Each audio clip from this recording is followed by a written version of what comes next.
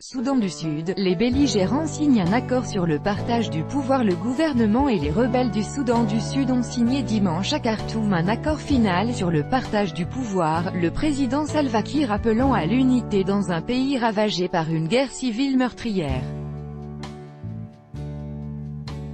Le Soudan du Sud s'est enfoncé dans une guerre civile fin 2013 quand Salva Kiir a accusé son vice-président Riek Machar de fomenter un coup d'État. Le conflit dans ce pays, indépendant du Soudan voisin depuis 2011, a fait des dizaines de milliers de morts et des millions de déplacés. Les deux hommes étaient dimanche à Khartoum, la capitale soudanaise, où ils ont signé un accord final sur un partage du pouvoir, qui prévoit un retour de M. Machar pour occuper le poste de vice-président dans un gouvernement d'unité nationale. À l'issue de pourparlers parrainés par Khartoum, Kiir et Machar avaient déjà convenu le 7 juillet d'instaurer un cessez-le-feu permanent et de retirer leurs troupes des zones urbaines. Les deux camps avaient ensuite signé le 25 juillet un accord préliminaire sur le partage du pouvoir, finalisé dimanche. L'accord signé aujourd'hui doit tracer la voie pour mettre fin au conflit et à la guerre dans notre pays, a déclaré Kiir dans un discours en anglais après la signature. Les négociations vont en effet se poursuivre jusqu'à la signature d'un accord de paix définitif. Nous devons œuvrer à l'unité de notre peuple, a-t-il martelé. Négociations à Khartoum, le chef des rebelles du Soudan du Sud Riek Machar signe un accord de partage du pouvoir le 5 août 2018 à Khartoum. Copyright AFP, Ashraf SHAZLY.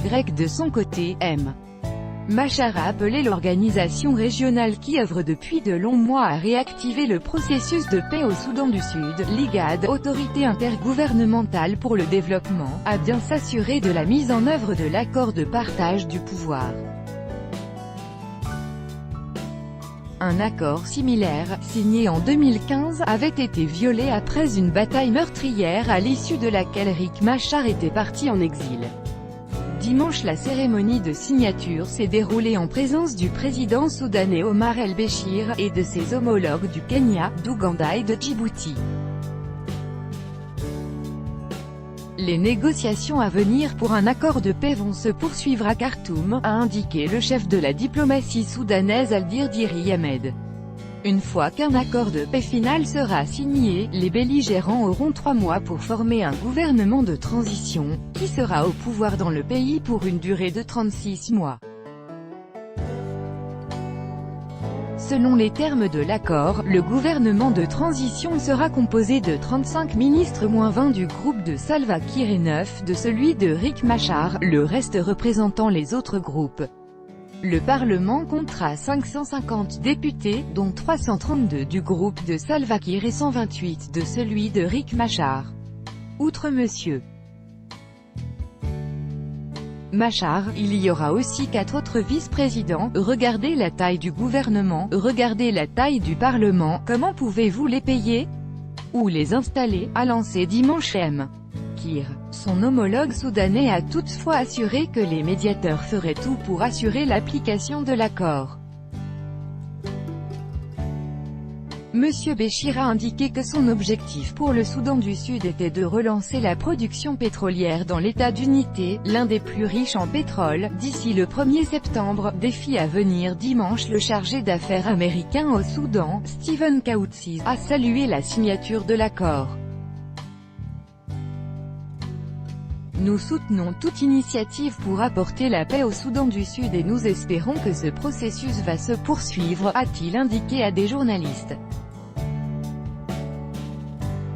Par le passé toutefois, les États-Unis s'étaient montrés sceptiques face aux chances de succès. Un accord étroit entre les élites ne va pas résoudre les problèmes qui affectent le Soudan du Sud. De fait, un tel accord pourrait planter les graines d'un nouveau cycle au conflit, avait mis en garde Washington en juillet, doutant de la capacité des deux figures politiques à trouver une issue à la guerre. Soudan du Sud. Copyright AFP, Sophie Ramis. Le conflit au Soudan du Sud a fait des dizaines de milliers de morts, près de 4 millions de déplacés, sur une population de 12 millions d'habitants, et provoqué une crise humanitaire catastrophique. Monsieur Kir avait assuré vendredi que les efforts de paix n'allaient pas s'effondrer. Mais il avait déjà souligné les défis posés par la composition d'un tel gouvernement de transition. Ils ont besoin de sécurité, de véhicules, de maisons, 5 vice-présidents, c'est une très grande responsabilité à gérer. Je dois leur fournir le transport, et chacun aura besoin d'un cortège de 5 véhicules peut-être. Où est-ce que je vais trouver cela, a-t-il lancé. Tout droit de reproduction et de représentation réservé, copyright 2018, Agence France Presse.